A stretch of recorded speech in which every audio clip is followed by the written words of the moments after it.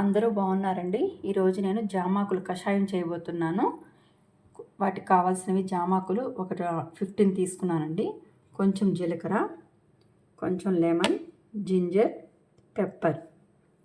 Gas on చేసుకొని ఒక గిన్నెలో ఒక 2 గ్లాసెస్ వాటర్ పోసుకొని బాయిల్ చేసుకోవాలండి. బాగా వాటర్ బాయిల్ అవుతున్నాయండి. ఇప్పుడు ఇవన్నీ జామాకులు గుర్తుంచుకున్నానండి. గోవా లీఫ్ ఇవన్నీ వాటర్లో వేసుకోవాలి. జింజర్ని ఇలా దంచి వేసుకోవాలండి. జింజరు కొంచెం పెప్పర్. ఇలా మరుగుతున్న వాటర్లో దంచిన జింజర్ని వేసానండి. జీలకర్ర, పెప్పర్ సీడ్స్ అన్నీ వేసేసానండి. బాగా ఉడికిపోయినాయండి. వీటిని తీసి ఫిల్టర్ చేసుకోవాలి. ఫిల్టర్ చేసుకున్నాను.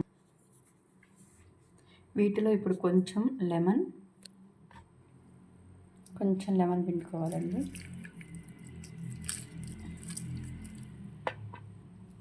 కొంచెం తాటి బెల్లం పౌడర్ అండి, నా దగ్గర ఉంది. మీ దగ్గర ఏ బెల్లం పౌడర్ ఉన్నా వేసుకోండి. ఒక స్పూన్ అంతా తాటి బెల్లం పౌడర్ వేసుకోండి.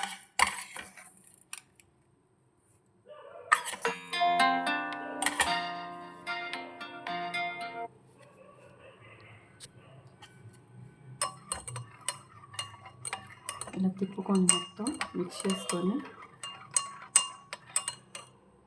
మార్నింగ్ టైంలో తాగేసేయండి. జామాకుల కషాయం అండి, గోవా లీఫ్ కషాయం. చాలా హెల్దీ అండి. డైలీ తాగటానికి ట్రై చేయండి.